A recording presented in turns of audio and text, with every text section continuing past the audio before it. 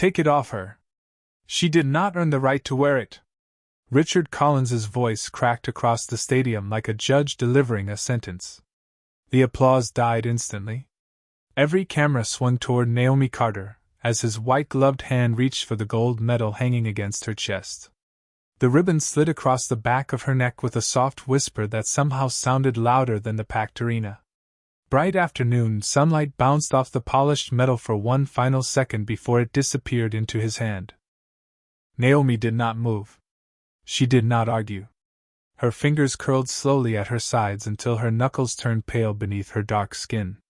The giant screen above the field magnified every heartbeat written across her face. Nearly 60,000 spectators sat beneath a cloudless summer sky, yet the stadium suddenly felt cold. A little boy wearing Naomi's jersey lowered the handmade sign he had spent all morning waving. Somewhere high in the stands, someone gasped. Somewhere else, a single clap echoed awkwardly before dying in embarrassment. Richard adjusted the microphone with practiced confidence. Ladies and gentlemen, after reviewing concerns regarding conduct that does not reflect the values of this competition, the committee has decided to revoke today's Medal of Honor. A ripple of whispers rolled through the crowd like distant thunder. No explanation. No evidence. Only humiliation. Naomi stared straight ahead, blinking once as the hot breeze carried the smell of fresh-cut grass across the field. Years of training. Countless mornings before sunrise. Endless miles on cracked neighborhood sidewalks. Every sacrifice now seemed to dissolve beneath the television lights. Her coach took one step forward from the sideline, then stopped when two event officials silently blocked his path. "Let it go," one of them whispered. "You will only make it worse." Naomi heard every word. Richard slipped the medal into a velvet presentation box as though putting away something that had never belonged to her. "Escort Miss Carter from the platform," he said without looking at her. Two security officers approached with careful professionalism, either meeting her eyes. Naomi inhaled slowly. The warm air trembled in her lungs before she released it. She glanced once toward the American flag drifting above the stadium. Her mother had once told her that dignity was the one thing nobody could take unless she surrendered it herself. So she straightened her shoulders, stepped away from the podium, and began walking without a single protest. The silence following her footsteps felt heavier than any roar the crowd had made all afternoon. Television commentators stumbled over unfinished sentences. Social media cameras zoomed closer. Nobody understood why the fastest woman in the nation was leaving the biggest moment of her life with empty hands. Then something unusual interrupted the stillness. A sharp voice crackled through an official's earpiece. His expression changed instantly. Another official looked toward the stadium entrance, suddenly pale. Richard frowned. "What is happening?" he demanded. No one answered. A distant helicopter rolled across the blue sky. Seconds later, sirens echoed beyond the outer gates. Every head turned toward the main tunnel as a convoy of black vehicles swept onto the service road. Secret Service agents stepped out first, moving with calm precision that made even security freeze where they stood. Richard's confident smile disappeared. Naomi stopped halfway down the steps, slowly turning as a polished black limousine came to a halt beside the field. The rear door opened. A polished dress shoe touched the pavement. Then a voice inside the motorcade quietly asked one question that drained every drop of color from Richard Collins's face. "Which one of you removed her medal?" No one answered the question. The silence spread across the field faster than the summer wind. Richard Collins swallowed hard, forcing a smile that looked painfully out of place beneath the blazing afternoon sun. His polished shoes scraped softly across the platform as he stepped toward the arriving motorcade. The lead Secret Service agent did not acknowledge him. Instead, the agent walked straight past every executive, every television host, every committee member, until he stopped in front of Naomi Carter. "Miss Carter?" His voice was calm, almost gentle. Naomi nodded once, confused. "Please remain where you are." Thousands of spectators leaned forward at the exact same moment. Camera lenses adjusted with tiny mechanical clicks that echoed through the stunned quiet. Richard cleared his throat. Agent, this matter is being handled internally. The agent finally turned his head. His expression never changed. Not anymore. A murmur swept through the stadium. Richard's jaw tightened. This is a private decision made by the committee. The president disagrees. The words landed like a hammer. Every television reporter froze. Naomi felt the warm breeze brush against the loose ribbon still hanging around her neck where the medal had been only moments before. She could still feel its weight, almost like a phantom heartbeat against her chest. The limousine door opened completely. President Daniel Brooks stepped onto the pavement without hurry, his dark blue suit catching flashes from hundreds of cameras. He did not wave to the crowd. He did not acknowledge the cheering that slowly began rising from the upper decks. His eyes stayed fixed on Naomi. Richard hurried down the steps with both hands extended. Mr. President, if we had known you were arriving. You did not need to know. The president walked past him. Richard's hand remained awkwardly suspended in the air before slowly falling back to his side. Heat flushed across his face. Naomi could hear every footstep crossing the track. Leather soles against painted concrete. Steady. Deliberate. Closer with every second. The president stopped only a few feet away from her. For a long moment he simply looked at the young woman standing alone beneath the enormous American flag. Sweat cooled against Naomi's palms. She wondered whether this was another inspection, another public judgment. Then he spoke quietly enough that only the nearest microphones caught his words. Did you leave this stage because someone proved you did not deserve that medal? Naomi lifted her eyes. No, sir. Then why did you leave? She hesitated. The entire stadium seemed to disappear until only the two of them remained. Because arguing would not have changed the truth. Something shifted across the president's face. Not surprise. Respect. Behind him, Richard quickly opened a folder. Mr. President, we received several anonymous complaints regarding sportsmanship and public image. The committee acted to protect the integrity of the award. The president extended his hand without looking back. Show me the evidence. Richard confidently placed the folder into it. Pages rustled beneath the breeze. The president scanned the first sheet. Then the second. Then another. His expression hardened. He slowly closed the folder. These are unsigned statements. Richard forced a laugh. Well, they were considered credible. By whom?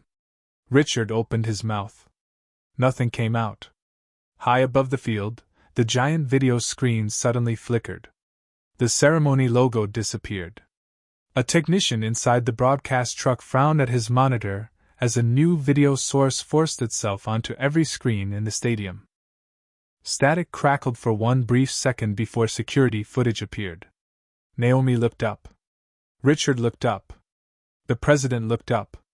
The timestamp in the corner showed exactly 12 minutes before the race had begun. Richard's confident posture collapsed as he recognized the hallway outside the athletes' tunnel.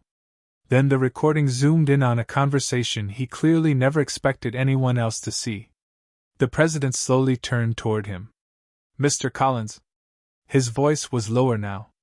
Would you like to explain this before the rest of America watches it with us? The giant screen froze on Richard Collins's face before the video even played.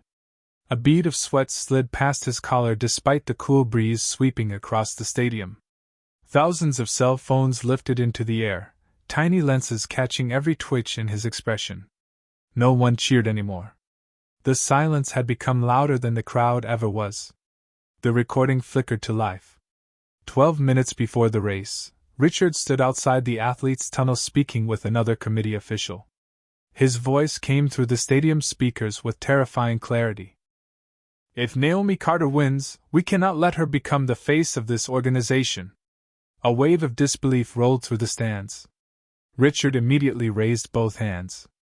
That clip is edited. No one looked at him. The second official in the recording hesitated. She has the fastest qualifying time. Richard answered without emotion. I am not talking about speed. Naomi felt the air catch inside her lungs. She had spent years pretending comments like that did not exist. Hearing them echo across a national broadcast felt strangely different. They were no longer whispered behind closed doors. They belonged to everyone now. Richard forced a nervous laugh. "Mr. President, anyone can manipulate digital video." President Brooks never looked away from the screen. "Keep playing it." The next seconds were worse. The committee official asked quietly, "What happens if she breaks the record?" Richard adjusted his tie in the recording. "Then we congratulate her privately and protect the image publicly." Gasps swept through the lower sections. Television reporters stopped taking notes. Even the commentators inside the broadcast booth sat speechless as producers counted down in their headsets. Richard stepped toward the president. "Sir, you cannot trust this." "Can I trust you?" the president asked. Richard opened his mouth. Nothing came out. Naomi lowered her eyes for only a moment. She remembered every interview she had been denied. Every sponsorship that vanished without explanation. Every smiling handshake that somehow never led anywhere. Suddenly the missing pieces fit together with painful precision. The stadium lights reflected across the polished platform, turning the metal railing beside her into a ribbon of white fire. Her heartbeat slowed instead of racing. Fear was giving way to something steadier. Truth. A reporter shouted from the front row. "Miss Carter, did you know this was happening?" Hundreds of cameras swung toward her. Richard answered before she could speak. "She is emotional. I recommend she says nothing until the investigation is complete." Naomi slowly lifted her head. Her voice was calm enough that people in the highest rows leaned forward to hear it. "May I ask Mr. Collins one question?" The president nodded once. Richard folded his arms. "Go ahead." Naomi met his eyes without blinking. "If I truly did not deserve that medal, why did your committee already engrave my name on it yesterday?" Richard's confidence vanished. A faint murmur rippled through the executives seated behind him. Naomi took one careful step forward. "Every championship medal is engraved before the ceremony because the process takes hours." She paused. "So when exactly did you decide I suddenly became unworthy?" Richard stared at her as if seeing her for the first time. His lips parted, but no answer came. Several committee members exchanged uneasy glances. One elderly official quietly removed his event badge and slipped it into his pocket. President Brooks noticed. His eyes narrowed. "Is there something this committee has not told me?" Before anyone could answer, another voice echoed from the technical booth high above the field. "Mr. President." Every head turned. The chief broadcast engineer stood behind the glass, holding up a small black flash drive between two trembling fingers. "There is another recording. This one was never supposed to air." Richard's face drained completely of color. Naomi looked from the flash drive back to the president. The engineer swallowed hard before speaking again. "It was scheduled to delete itself 5 minutes after the ceremony ended. We stopped it just in time. And what is on it changes everything." The entire stadium held its breath as the chief broadcast engineer clutched the black flash drive with both hands. His fingers shook beneath the harsh white lights pouring from the control booth. Every television camera zoomed in. Every microphone reached toward the glass window above the field. Richard Collins took one sudden step forward. "That recording is confidential." His voice cracked for the first time all afternoon. The president slowly turned. "Bring it down." No one argued. Moments later the engineer hurried across the track, the flash drive gripped so tightly that his knuckles had turned white. Naomi watched him approach. Something about the fear in his eyes felt different. This was not fear of making a mistake. This was fear of finally telling the truth. Richard intercepted him before he reached the platform. "Give it to me." The engineer hesitated. "Sir?" "Now." The command echoed across the silent arena. Before the engineer could respond, a Secret Service agent calmly stepped between them. "The drive goes to the president." Richard's jaw tightened. His carefully polished image was beginning to crack under thousands of watching eyes. The president accepted the drive without a word and handed it directly to the broadcast technician standing beside the giant display controls. "Play it exactly as it is." The screen flickered once. Cold blue light washed across every face in the stadium. Static buzzed softly through the speakers before another security camera angle appeared. This time it showed the metal vault beneath the stadium hours before the ceremony. Richard immediately recognized the room. His breathing became shallow. Naomi noticed it before anyone else did. She had spent years studying opponents before championship races, learning that people always revealed themselves before they broke. Richard was breaking now. The video showed two committee officials unlocking the display case where the Medal of Honor rested beneath bright fluorescent lights. One official carefully held the medal while another checked paperwork. Then Richard entered the frame. He looked directly at the medal and quietly said, "Replace it." The room inside the recording fell silent. One official frowned. "Replace it with what?" Richard reached into his briefcase and removed another medal that looked almost identical beneath the cold lighting. "Use this one if Carter wins." Confused whispers swept through the stadium.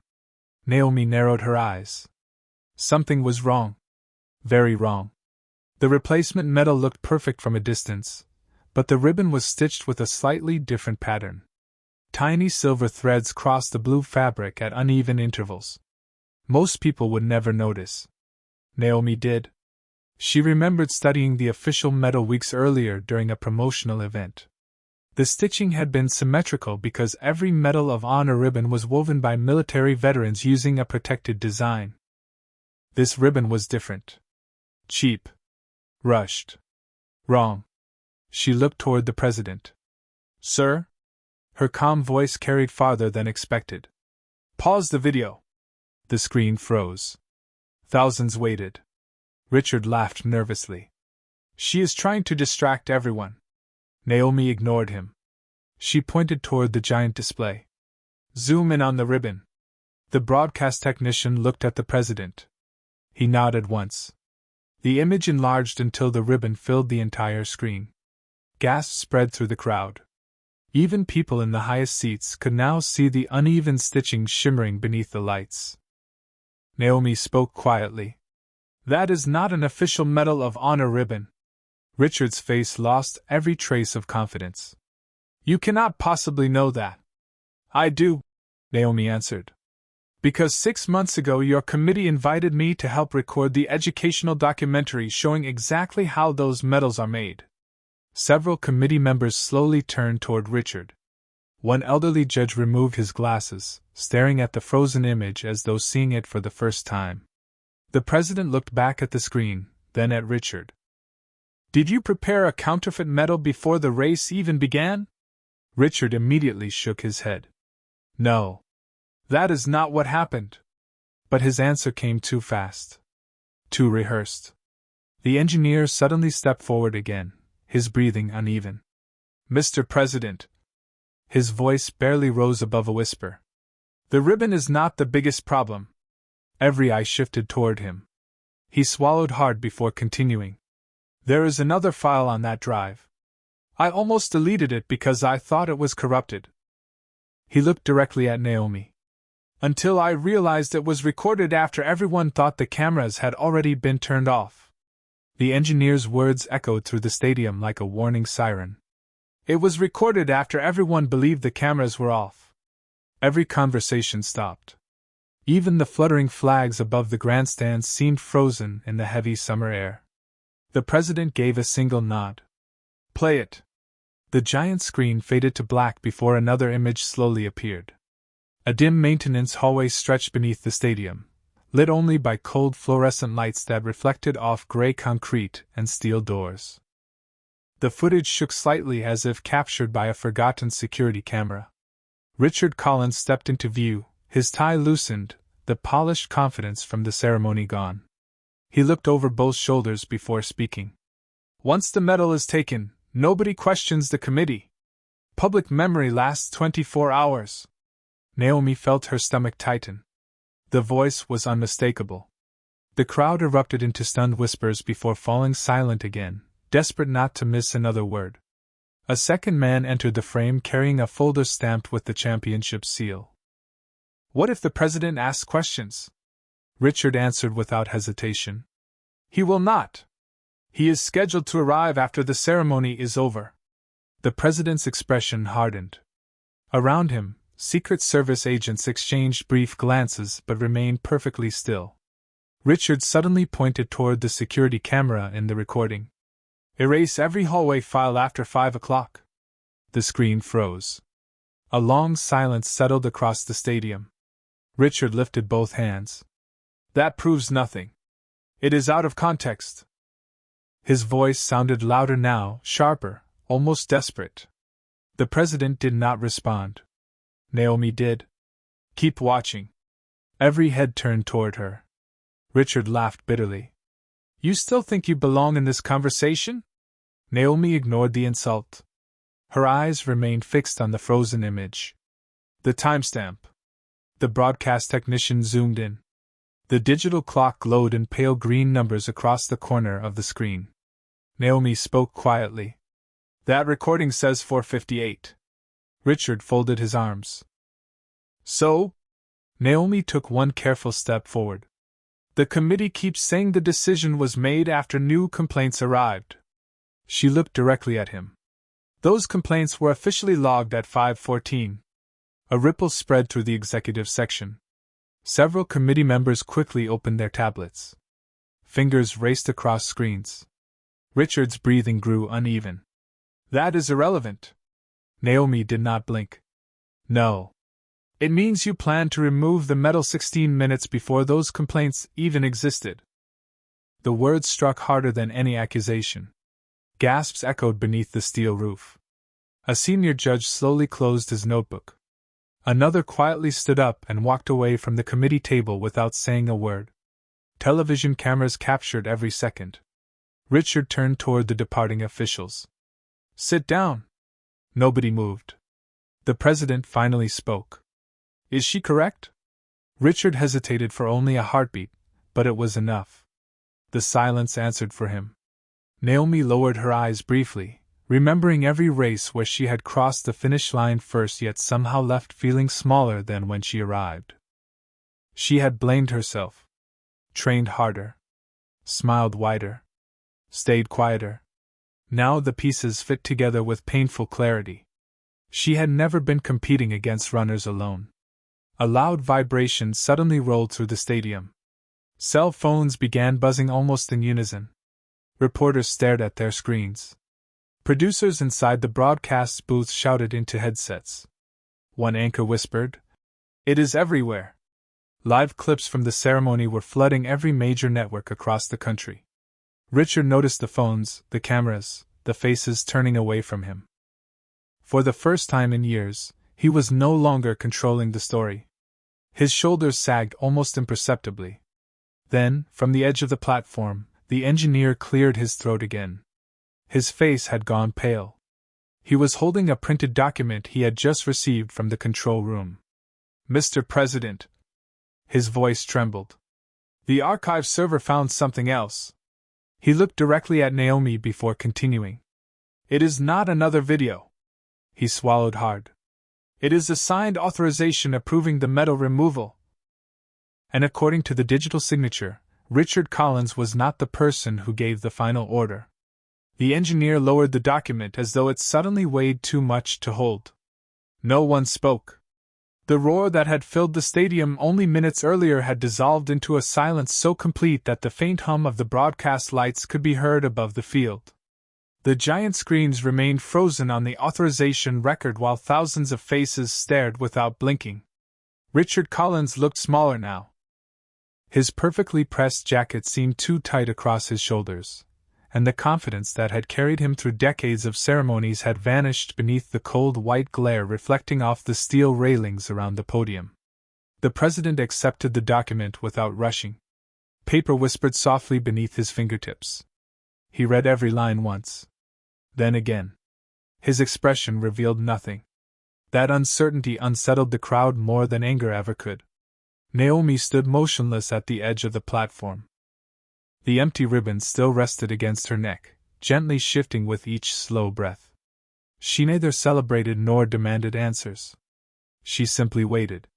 Around her, dozens of reporters lowered their microphones almost instinctively, as though interrupting this moment would somehow break it. One camera operator quietly wiped sweat from his palms before adjusting his lens again. Somewhere beneath the grandstands, an electrical relay clicked, followed by the fading vibration of cooling generators. Richard finally broke the silence. "Who signed it?" His voice sounded rough, stripped of authority. The engineer hesitated before answering. "The digital certificate is protected." Richard stepped closer. "Then open it." "I cannot." "Why not?" The engineer swallowed. "Because only the original author can unlock it." The words settled over the stadium like a layer of frost. Richard slowly turned toward the president. "Sir, someone is trying to frame this committee." President Brooks did not answer immediately. His eyes drifted instead toward Naomi. She had not interrupted once. She had not accused anyone. She had simply noticed details that everyone else ignored. The uneven stitching. The impossible timestamp. The missing sequence in the investigation. Tiny truths that had quietly dismantled an entire public narrative. The president studied her for several long seconds. "Miss Carter." His voice carried gently across the platform. "When did you first realize something was wrong?" Naomi looked down briefly at the ribbon resting against her chest. "Weeks ago." A murmur swept across the nearest rows. Richard stared at her in disbelief. "Weeks?" Naomi nodded. "The medal displayed during media rehearsal was different from the one shown during inspection." Richard laughed once, but the sound collapsed almost immediately. "Why did you not tell anyone?" Naomi answered without raising her voice. "Because nobody was listening." Those 5 words landed harder than every accusation that had come before. Several committee members lowered their heads. A television producer standing beside the control truck quietly removed his headset. One young volunteer in an event uniform wiped away tears before quickly looking toward the ground. The silence growing around Naomi no longer felt empty. It felt respectful. For the first time that afternoon, people were not seeing a disgraced athlete. They were seeing someone who had remained composed while everyone around her rushed toward judgment. Richard noticed the shift immediately. Eyes that had once followed his every instruction were now fixed on Naomi instead. It terrified him. He took another step toward the president. "Sir, we are wasting valuable time. We should suspend the ceremony and continue this investigation privately." President Brooks looked at him calmly. "Why privately?" Richard had no answer. A faint vibration interrupted the moment. Every phone on the officials' table buzzed almost together. One after another.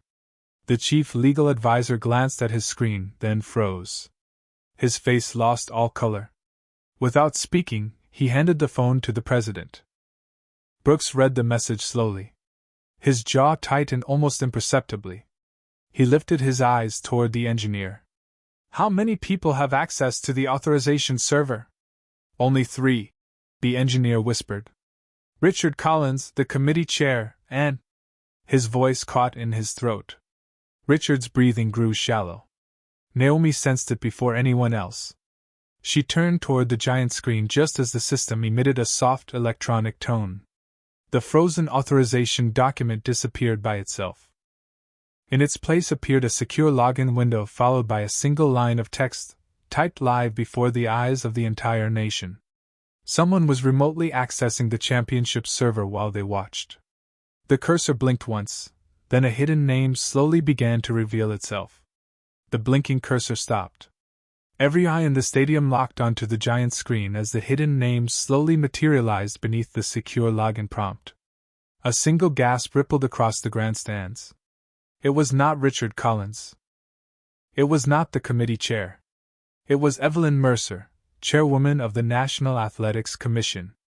Richard staggered back one step, his polished shoes scraping across the platform. His face drained of color as though the ground beneath him had disappeared. The president did not blink. "Is Chairwoman Mercer in this stadium?" Silence answered him. A Secret Service agent touched his earpiece. She arrived 30 minutes ago, sir. She is inside the executive suite. Hundreds of heads turned toward the dark glass overlooking the field. Behind the tinted windows, a lone figure slowly stood.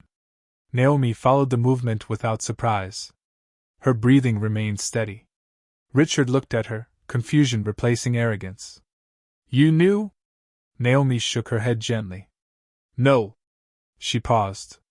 But I knew someone above you was protecting this. The words settled like cold rain over the platform. Richard's shoulders sagged. For the first time all day, he looked less like a powerful executive, and more like a man who had spent years obeying orders he could no longer defend. The executive suite door opened. Evelyn Mercer stepped into the light wearing an immaculate white suit that reflected the afternoon sun like polished marble. Every camera pivoted toward her. The clicking of shutters filled the silence. She descended the staircase without rushing, each heel striking the concrete with measured precision. She stopped several feet from the president. This ceremony has gone far enough, she said calmly. It has.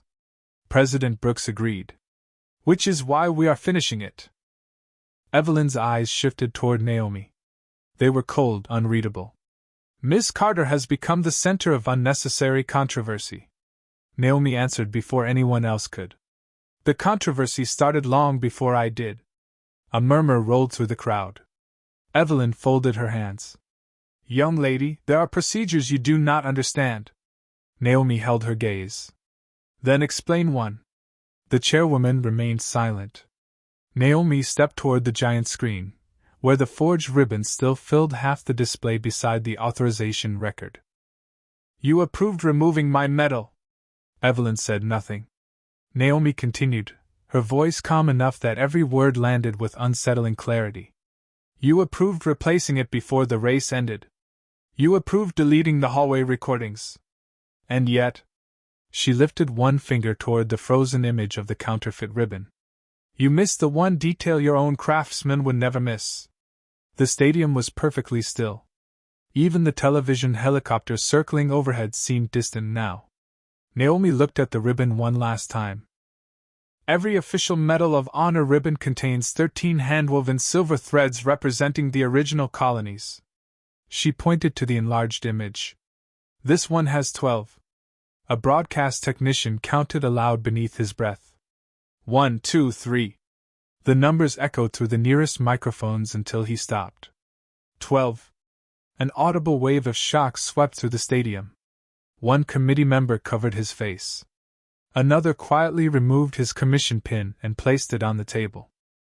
Richard stared upward at the screen, realization flooding his expression. That was the shipment from the emergency supplier, he whispered. Evelyn turned sharply toward him. Enough. It was the first time her composure cracked. The single word carried more panic than authority. President Brooks noticed immediately. You recognize the ribbon. Richard closed his eyes for a brief second. When he opened them again, they no longer carried the certainty of a man protecting power. They carried regret. Yes, sir. The confession barely rose above a whisper. I knew the ribbon was wrong. Thousands of phones captured the moment. Naomi did not smile. She simply watched him with quiet sadness. Richard looked toward her, unable to meet her eyes for more than a second. I told myself it was only one ceremony. His voice trembled. I told myself nobody would ever notice. Naomi answered softly. Somebody always notices. No applause came. No celebration. Only silence. The kind of silence that follows a truth too heavy to escape. Then another Secret Service agent hurried onto the platform carrying a sealed envelope marked with the presidential crest. He stopped beside President Brooks and whispered only 6 words. The president's expression changed instantly. He looked first at Naomi, then at Evelyn Mercer. Finally, he broke the seal, unfolded the document inside, and read a single line that caused even the Secret Service agents behind him to exchange stunned glances. Slowly, he lifted his eyes and said, This changes far more than today's ceremony. The sealed document trembled slightly in President Brooks's hand before he folded it with deliberate care. No one dared interrupt the silence. The bright stadium lights reflected across the polished platform, catching the moisture gathering in countless eyes throughout the crowd. Even the television cameras seemed to move more slowly now, as if the entire nation understood this was no longer about a medal. It was about the truth that had been buried beneath applause and ceremony. The president lifted his eyes toward Evelyn Mercer. "This document authorizes a federal ethics investigation that began 3 months ago." A wave of stunned whispers swept across the grandstands. Evelyn's confident posture faltered for the first time. Anonymous reports suggested the championship selection process had been manipulated for years. His voice remained calm. "Today's events confirmed those concerns." Richard Collins closed his eyes. His shoulders sank as though the weight of every compromised decision had settled on them all at once. He no longer looked toward the cameras. He looked only at Naomi. "I should have stopped it," he whispered. Naomi heard him, but she did not answer immediately. The silence between them carried more meaning than any speech. Around the stadium, phones continued recording, but the atmosphere had changed. Minutes earlier those cameras had chased humiliation. Now they captured remorse. The president stepped toward the velvet presentation box still resting on the committee table. He opened it slowly. The counterfeit medal lay inside, gleaming beneath the cold lights with an emptiness that everyone could suddenly see. He closed the box again without touching it. "Bring me the real medal." No one moved. Several officials exchanged uncertain glances until an elderly veteran who had supervised the medal ceremony quietly walked forward from the edge of the platform. His hands trembled as he unlocked a second case hidden beneath the display table. Inside rested another medal, its ribbon woven with 13 perfectly aligned silver threads that shimmered beneath the afternoon sun. The old man's eyes filled with tears. "This one was never supposed to leave the vault," he said softly. President Brooks accepted it with both hands. The stadium fell completely silent. Naomi remained exactly where she stood. She did not step forward. She did not reach for the medal. She simply watched with quiet composure, the empty ribbon still resting against her neck like a reminder of everything that had happened. Richard slowly approached her. Every footstep echoed across the concrete beneath the platform. He stopped several feet away, unable to meet her eyes for more than a moment. "Miss Carter." His voice broke. "When I took your medal, I thought I was protecting an institution." He swallowed hard. "I never realized I was destroying the very thing it was supposed to represent." Naomi looked at him gently. There was no anger in her face. Only sadness. "Institutions survive mistakes," she said quietly. "People remember how they were treated." Richard lowered his head. Around him, committee members who had once applauded his decisions now stood in complete silence. Several removed their credentials one by one and placed them on the table beside the counterfeit medal. The soft sound of plastic badges touching polished wood echoed farther than anyone expected.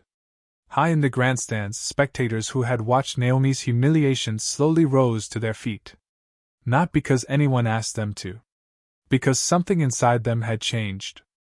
The applause began with one pair of hands. Then another. Then another. It spread through the stadium like a slow heartbeat, growing louder without becoming chaotic. Naomi looked toward the stands, visibly overwhelmed but refusing to let emotion break her composure. She placed one hand over her heart for only a brief moment before lowering it again. President Brooks stepped in front of her holding the authentic medal, yet he did not place it around her neck. Instead, he paused. His eyes drifted toward the large screen still displaying the investigation files, the forged ribbon, and the evidence that had rewritten the day. He looked back at Naomi. "Before I return what should never have been taken," he said softly, "there is one final truth you deserve to hear." The applause faded almost instantly. Every breath seemed to stop. Even the breeze that had carried the flags all afternoon appeared to fall away as the president slowly unfolded one final page from the sealed envelope, glanced at its contents, and lifted his eyes toward Naomi with an expression that was no longer official, but deeply personal. President Brooks unfolded the final page with slow, careful hands. The paper rustled softly in the still air, louder now that the stadium had fallen completely silent.